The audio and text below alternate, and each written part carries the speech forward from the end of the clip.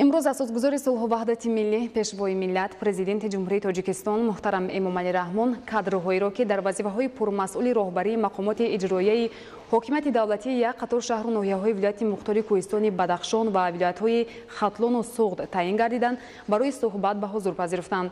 ضمن ملاقات پرزیدنت جمهوری تاجیکستان محترم امامعلی رحمون با کادرهای نو تعیین گردیده جهت اجرای هدف‌های سازنده و تطبیق سیاست راهبریت دولت و حکومت کشور از قبیل تامین امنیت آذوقه‌باری، تطبیق سیاست اگراری جمهوری تاجیکستان، وسعت کارهای آبادانی، استفاده عاقلانه هر یک پارچه زمین کاران و زمین‌های نزدی‌حوالگی، گرفتن دوست حاصل از زمین‌های آبی، رشد بخش کشاورزی، بلند برداشتن صفت محصولات، جلب سرمایه خارجی و وطنی بهره رشد ساحه، دستگیری صاحبکاری، تامین بازار داخلی با محصولات با صفت کشاورزی، رشد ساحه اگروصنعتی از جمله تخم پروری، زراعت پروری، چارواداری و غیره دستور سپارش‌های مفید دادند. مطابق ماده 69 کنستیتوسیای جمهوری تاجیکستان، پیشنهاد پرزیدنت جمهوری تاجیکستان به مجلس ملی مجلس عالی جمهوری تاجیکستان درباره از وظیفه судяи суди олии иқтисодии ҷумҳурии тоҷикистон бозхон намудани ширинзода эраҷ сифот ирсол гардид. бо фармонҳои президенти ҷумҳурии тоҷикистон раисони ноҳияҳои ванҷ ва рошқалъаи вилояти мухтори кӯҳистони бадахшон, шаҳрҳои куллоб, леваканд, ноҳияҳои восеи, фархор, темурмалик, балҷувон, дӯстӣ, носири хусрави вилояти хатлон ва ноҳияи масҷоҳи вилояти суғд озод ва ба ҷои онҳо кадроҳои нав таъин карда шуданд. бо қарори ҳукумати ҷумҳурии тоҷикистон Сатторзода Бахтиёрғанӣ бо сабаби ба кори дигар гузаштанаш аз вазифаи муовини директори генералии корхонаи воҳиди давлатии хоҷагии манзилию коммуналӣ озод гардид. фармони президенти ҷумҳурии тоҷикистон дар бораи озод намудани судяҳо. мутобиқи моддаи 69 конститутсияи ҷумҳурии тоҷикистон фармон медиҳам. ҳайдарзода Зокир Анвар аз вазифаи судяи суди ноҳияи Ҷайҳуни вилояти Хатлон, Сатторзода Ҳотамшо Раҷаб аз вазифаи судяи суди вилояти Суғд бо хоҳиши худашон озод карда шаванд. Президенти ҷумҳурии Тоҷикистон Эмомалӣ Раҳмон шаҳри Душанбе 17 ноябри соли 2021. фармони президенти ҷумҳурии Тоҷикистон дар бораи аз вазифаи раиси шаҳри Кулоби вилояти Хатлон озод намудани Вализода. мутобиқи моддаи 69 конститутсияи ҷумҳурии Тоҷикистон фармон медиҳам.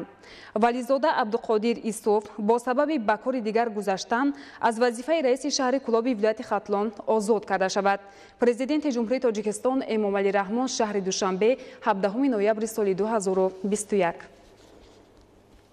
фармони президенти ҷумҳурии Тоҷикистон дар бораи аз вазифаи раиси шаҳри Леваканти вилояти Хатлон озод намудани Давлатзода. мутобиқи моддаи 69 конститутсияи ҷумҳурии Тоҷикистон фармон медиҳам. Давлатзода Зарина Дилмурод бо сабаби ба кори дигар гузаштан аз вазифаи раиси шаҳри Леваканти вилояти Хатлон озод карда шавад. Президенти ҷумҳурии Тоҷикистон Эмомалӣ Раҳмон шаҳри Душанбе 17 ноябри соли 2021. фармони президенти ҷумҳурии Тоҷикистон дар бораи аз вазифаи раиси ноҳияи восеи вилояти Хатлон озод намудани Шарбатулло. мутобиқи моддаи 69 конститутсияи ҷумҳурии Тоҷикистон фармон медиҳам. Шарбатулло Азизулло бо сабаби ба кори дигар гузаштан аз вазифаи раиси ноҳияи восеи вилояти Хатлон озод карда шавад. Президенти ҷумҳурии Тоҷикистон Эмомалӣ Раҳмон шаҳри Душанбе 17 ноябри соли 2021.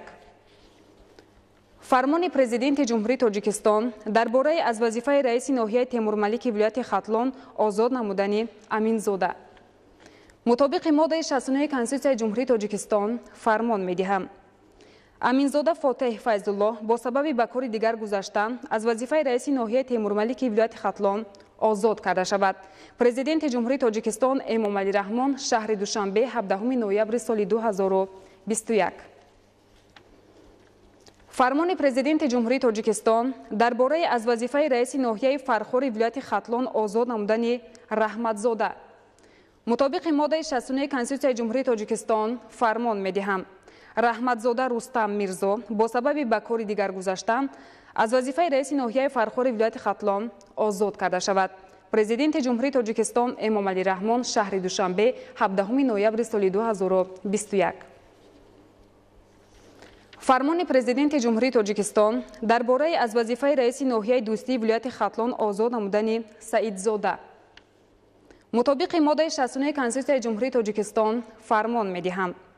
саидзода нурмуҳаммад хол бо сабаби ба нафақа баромадан аз вазифаи раиси ноҳияи дӯстии вилояти Хатлон озод карда шавад. Президенти Ҷумҳурии Тоҷикистон Эмомалӣ Раҳмон шаҳри Душанбе 17 ноябри соли 2021. фармони президенти Ҷумҳурии Тоҷикистон дар бораи аз вазифаи раиси ноҳияи балҷувони вилояти Хатлон озод намудани Ҷалилзода. мутобиқи моддаи 69 Конститутсияи Ҷумҳурии Тоҷикистон фармон медиҳам. Ҷалилзода Шералӣ бо сабаби ба кори дигар гузаштан аз вазифаи раиси ноҳияи балҷувони вилояти Хатлон озод карда шавад. Президенти Ҷумҳурии Тоҷикистон Эмомалӣ Раҳмон шаҳри Душанбе 17 ноябри соли 2021. фармони президенти Ҷумҳурии Тоҷикистон дар бораи аз вазифаи раиси ноҳияи носири хусрави вилояти Хатлон озод намудани Нишонзода. мутобиқи моддаи 69 Конститутсияи Ҷумҳурии Тоҷикистон фармон медиҳам. Нишонзода Даврон Назаралӣ бо сабаби ба кори дигар гузаштан аз вазифаи раиси ноҳияи носири хусрави вилояти Хатлон озод карда шавад. Президенти Ҷумҳурии Тоҷикистон Эмомалӣ Раҳмон шаҳри Душанбе 17 ноябри соли 2021. фармони президенти Ҷумҳурии Тоҷикистон дар бораи аз вазифаи раиси ноҳияи Роштқалъаи вилояти мухтори Кӯҳистони Бадахшон озод намудани Назаршозода. мутобиқи моддаи 69 Конститутсияи Ҷумҳурии Тоҷикистон фармон медиҳам. Назаршозода лоиқ бо сабаби ба кори дигар гузаштан аз вазифаи раиси ноҳияи Роштқалъаи вилояти мухтори Кӯҳистони Бадахшон озод карда шавад. Президенти Ҷумҳурии Тоҷикистон Эмомалӣ Раҳмон шаҳри Душанбе 17 ноябри соли 2021. фармони президенти Ҷумҳурии Тоҷикистон дар бораи аз вазифаи раиси ноҳияи ванҷи вилояти мухтори Кӯҳистони Бадахшон озод намудани Ҷабборӣ. мутобиқи моддаи 69 Конститутсияи Ҷумҳурии Тоҷикистон фармон медиҳам. Ҷабборӣ Қосим бо сабаби ба кори дигар гузаштан аз вазифаи раиси ноҳияи ванҷи вилояти мухтори Кӯҳистони Бадахшон озод карда шавад.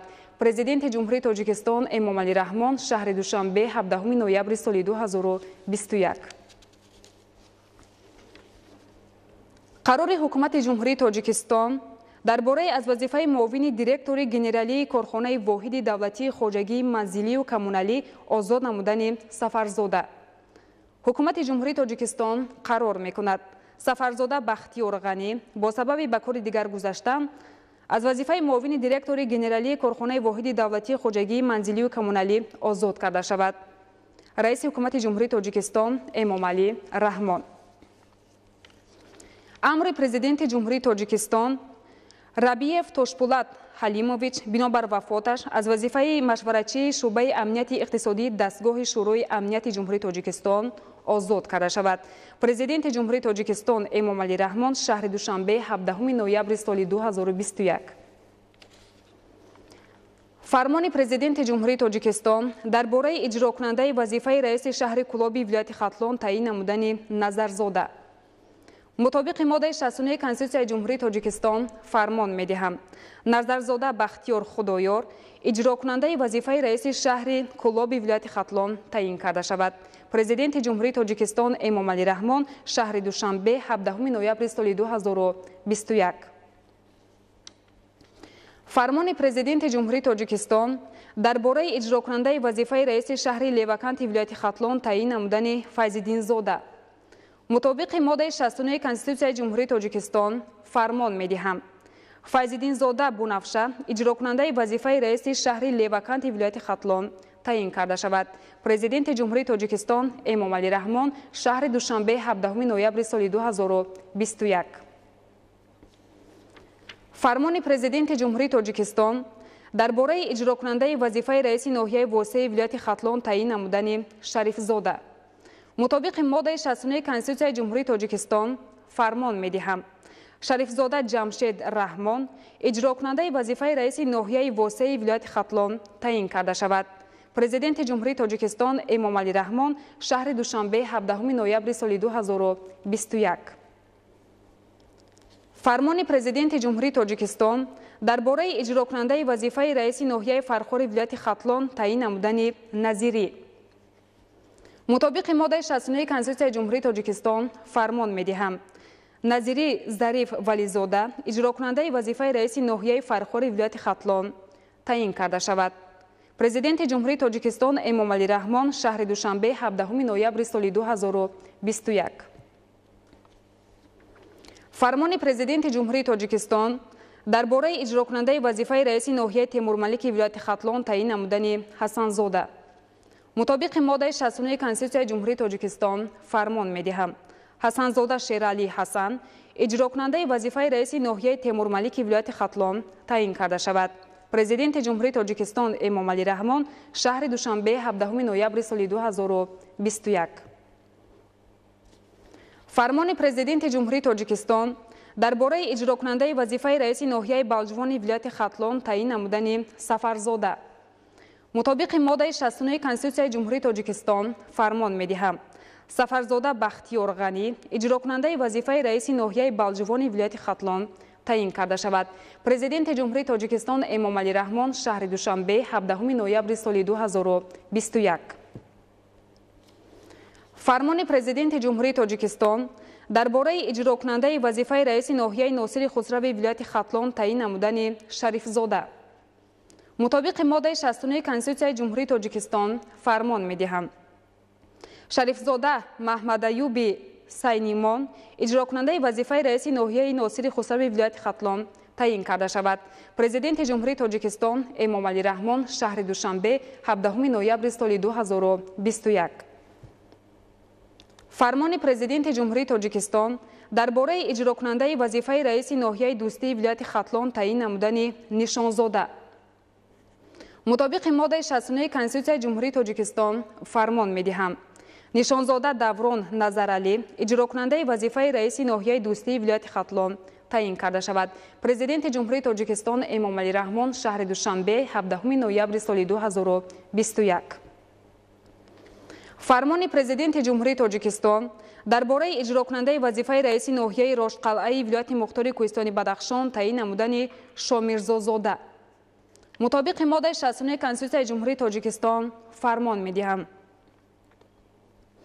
Шомирзозода Аъзам Мирмамад иҷрокунандаи вазифаи раиси ноҳияи Рошқалъаи вилояти Мухтори Кӯҳистони Бадахшон таъин карда шавад. Президенти Ҷумҳурии Тоҷикистон Эмомалӣ Раҳмон шаҳри Душанбе 17 ноябри соли 2021. фармони Президенти Ҷумҳурии Тоҷикистон дар бораи иҷрокунандаи вазифаи раиси ноҳияи Ванҷи вилояти Мухтори Кӯҳистони Бадахшон таъин намудани Мардзода. мутобиқи моддаи 69 Конститутсияи Ҷумҳурии Тоҷикистон фармон медиҳам. Мардзода Одинашо Миршаб иҷрокунандаи вазифаи раиси ноҳияи Ванҷи вилояти Мухтори Кӯҳистони Бадахшон таъин карда шавад. Президенти Ҷумҳурии Тоҷикистон Эмомалӣ Раҳмон шаҳри Душанбе 17 ноябри соли 2021. фармони Президенти Ҷумҳурии Тоҷикистон дар бораи иҷрокунандаи вазифаи раиси ноҳияи Мазшоҳи вилояти Суғд таъин намудани Ализода. мутобиқи моддаи 69 Конститутсияи Ҷумҳурии Тоҷикистон фармон медиҳам. Ализода Аъзам Наврӯз иҷрокунандаи вазифаи раиси ноҳияи Мазшоҳи вилояти Суғд таъин карда шавад. Президенти Ҷумҳурии Тоҷикистон Эмомалӣ Раҳмон шаҳри Душанбе 17 ноябри соли 2021.